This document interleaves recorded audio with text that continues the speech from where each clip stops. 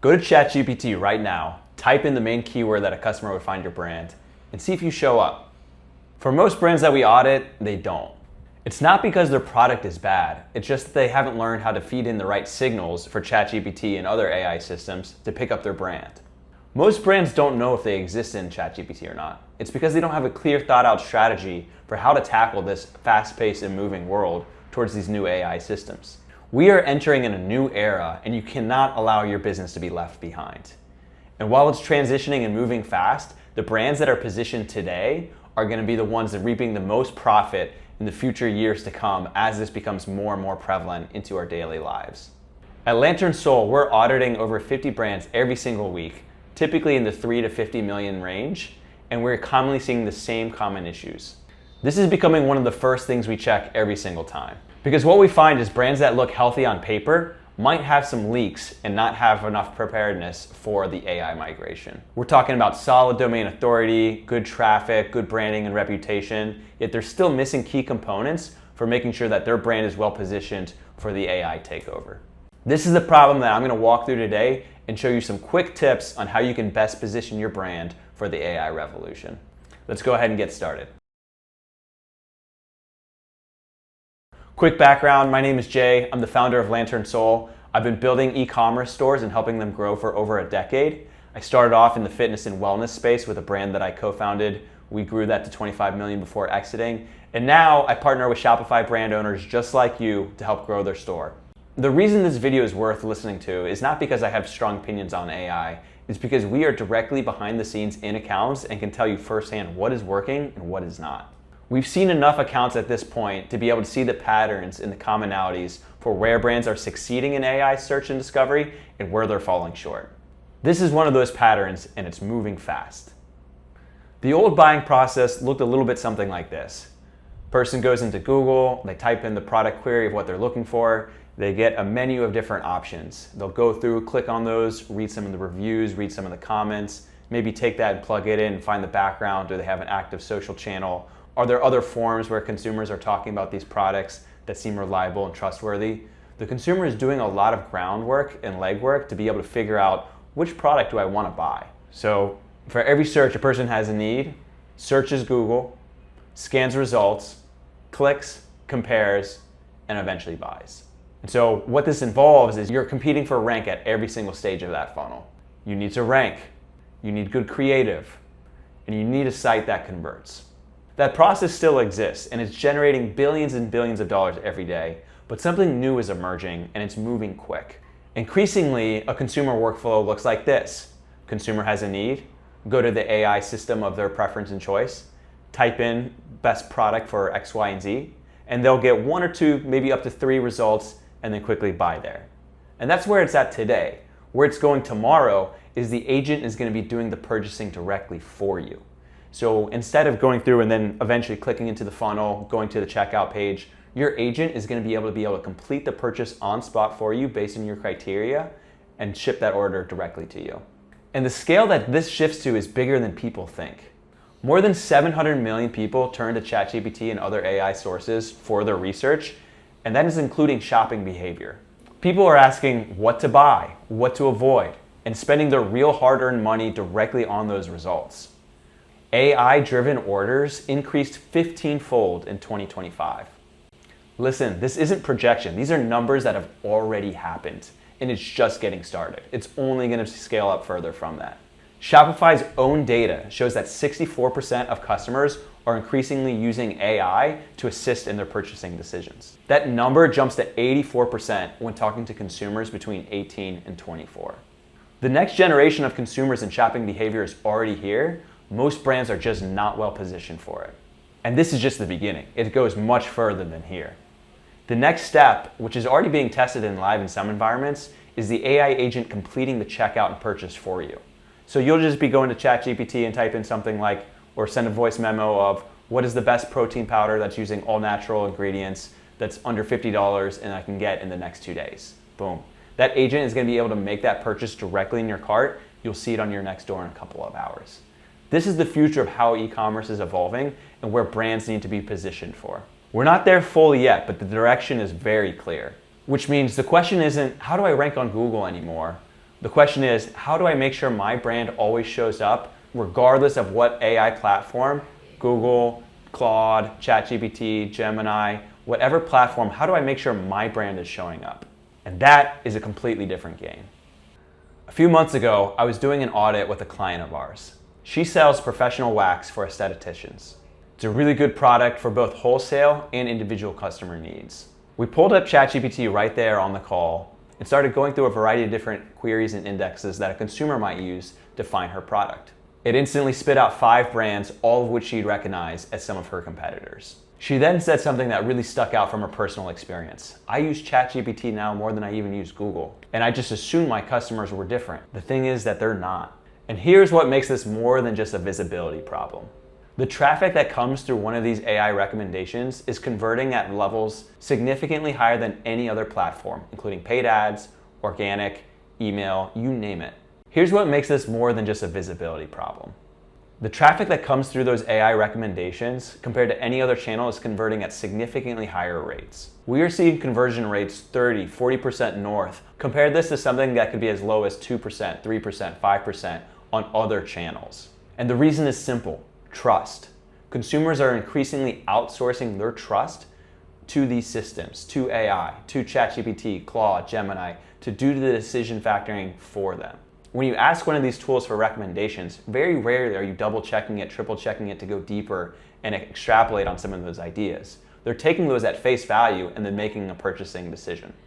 You trust those results and you don't look further. That trust carries all the way from the initial question to the completed purchase. And so if your brand is not in those results, you are simply missing out on purchases for customers who want what you are providing. A lot of AI founders hear AI optimization and then get stuck on where to begin. This has a lot of parallels and similarities with SEO, with some complete and distinct differences to make it unique. The short answer is it isn't entirely different. There's probably an 80-85% overlap surface value between what you're doing in traditional SEO with AI. Stick to the basics still. Link building, technical SEO, rich and informative content. But here's where it gets different. There's no longer a PageRank algorithm. They retrieve and synthesize data, and sources can be slightly different. They're trying to construct answers, not a list of links for the consumer then to go look through and do their own research. There are basically 4 signals that you need to be dialed in on. Clarity. Can the system understand very clearly what you are selling and offering? Not in the vague premium quality sweater sense. This is a 20-gram grass-fed protein bar with 0 artificial sugar sense. It needs to be very specific, very parsable, 0 fluff. Comparability. Can it position relative to the X alternative? AI systems love decision-friendly content. Best for X, not ideal for Y. If your site is only talking about the product benefits and not the things that go through the consumer buying decision, you're missing out. If your site only talks about your product and not the decision your buyer is making, you're missing coverage. Credibility, reviews, press mention, certifications to relevant citations and stories, certifications if they're relevant to your category. In supplements, for example, third-party testing and sourcing procedures in manufacturing has a lot of higher value weight than traditional SEO does. AI systems are trying to determine who to trust for you. Lastly, coverage. This is maybe one of the most distinct pieces from traditional SEO. This is probably the one that brands are most underestimating right now. AI doesn't just read your website, it reads the entire web. This includes things like Reddit, forums, YouTube comments. If your brand only exists on your own website, you are missing out on the entire conversation occurring in the internet space, which is being directly more cited into these AI systems. If there's no third-party conversation about what you make, you're invisible to that trust layer. Here's a real example to explain a little bit more what I mean. We had a brand in our portfolio that checked a lot of the boxes. High domain authority, good-looking backlink structure, relevant content. On paper, it looked really healthy, but it had 0 AI citations between ChatGPT, Claude, and Gemini. The content on their site was too vague. It had generic descriptions, thin collection pages, no comparison-friendly formats, and the AI couldn't synthesize a meaningful answer from what was there, so it didn't. Think about how the Amazon Buy Now box works. 20 sellers can carry the same exact product, but only one gets the buy box. The default add to cart, all the other page functions are there. The other exist on the page, but for only one of those buyers does the buy box exist.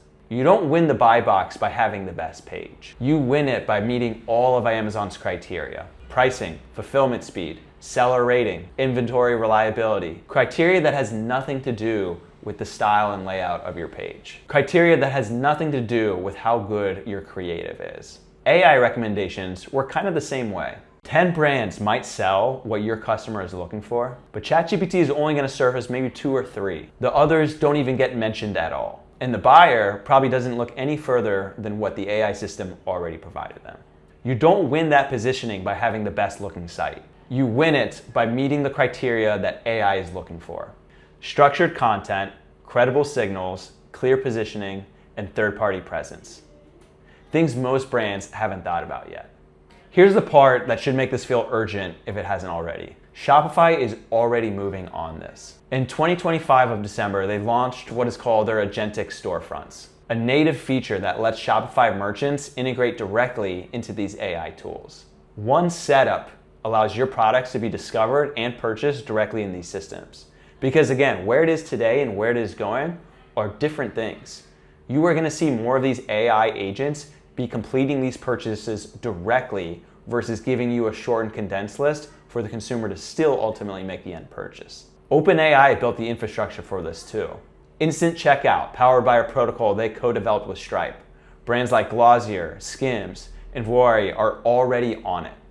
So the infrastructure is real. The transactional layer is real. The question is whether your brand is showing up when someone is searching this way or not. Being on Shopify doesn't automatically mean that you are visible.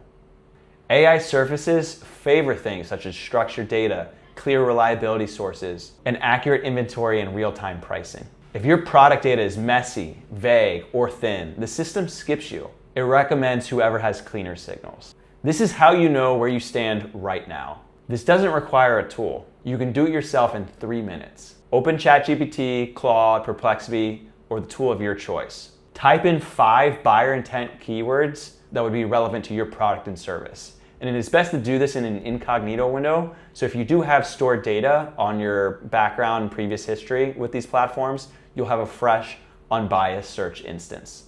Type in the type of things that a normal consumer would ask. What is the best product for Y use case? Top products for under X dollar amount. What should I look for when buying product type A?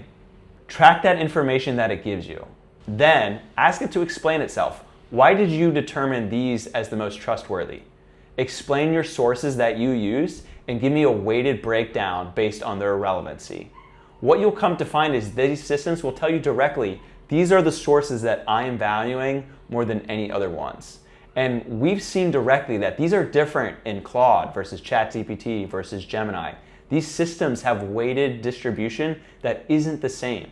Again, you'll have 85% overlap through all of these systems, generally speaking, but there are different nuances between each one that you will want to make sure that you are accounting for. What we're now doing with our brands is setting up what is called a cron job with our AI agents to automatically produce the cycle for you. So once a week, we can have our brands going through all these platforms, doing all those queries and searches, and gathering that information in real time. How are these systems deciding today? Because how they decided last week, a month from now, it is always changing and moving. So the consumers and the brands that are best positioned for this change are the ones that are accessing it in real time and changing and adopting their strategies accordingly. Because at the end of the day, the data doesn't lie. These systems are only reproducing based on the signals that they are accessing. And so once you can understand those signals and what these systems value, you can best position your brand to be right in front of that when that search occurs. Now that you know about the issue, here are 4 things that you can do right away. Number 1, start tracking it. Like I mentioned, we are building AI agentic systems into some of our clients' platforms to be able to automate this tracking, the searching, tracking, and recording. Step number 1 is just know the data, know the landscape. How are these systems talking about products in your specific field? You need to be able to capture and record this data and be able to record it on a weekly, monthly, and even yearly basis to understand how these change. These are living and breathing organic systems, so what you see today might not be the same of what you see in a month. Second, fix your content structure. Go look at your top performing collections and product pages with this question in mind. If an AI is trying to answer a buyer's questions, does it find it useful, specific, credible answers here? Or does it find thin paragraphs and product descriptions that aren't very meaningful? Third, build comparison-friendly content. This versus that. Best for X type of buyer, not ideal for Y type of consumer. What to look for when searching for X. AI systems are built to be your decision maker for you. If your content only talks about your product and not the context around the decision, you're not useful to this synthesis layer. Fourth, build off-site presence. This is one of the most critical aspects, and it's changed more so than traditional SEO. Your brand needs to exist in conversations that are not on your website. Historically, the strategy for backlink building was all about domain rank, follow links, trying to avoid the no-follow contacts. Those are still relevant today, but it's completely different because you are seeing attributes such as with Reddit, and these forms having much more attribution and weighted authority in the decision maker of these AI platforms. This means that you need to be where all these conversations are occurring, influencing those conversations, putting your product up in the limelight, and talking about some of the direct consumer experiences and decision points that go into making that purchase. This isn't spam, this isn't mismanufactured, this is being where the real conversations are occurring to make sure that you are part of that conversation. Right now, AI is helping your customers decide. The next step is helping them buy. And at that point, the real customer isn't just the person, it's the entire system making the purchase decision. Which means that the brands that are best positioned today are going to be reaping all the profit and traffic from these increasing growing consumer searching behavior on these platforms and agentic systems. The window to do this is open, but it's closing quick. Most brands haven't even started and do not have a concrete strategy for how they are approaching this. Competitive density in AI visibility is still low, but that won't stay long for true. If you are in that 3 to 50 million range and want to see where you stand, click on the link below. Our team will put together a custom audit for you so you can understand how your website is getting pulled into these AI systems and best position your brand for the future. Link below to get started on that. Stay tuned for the next video.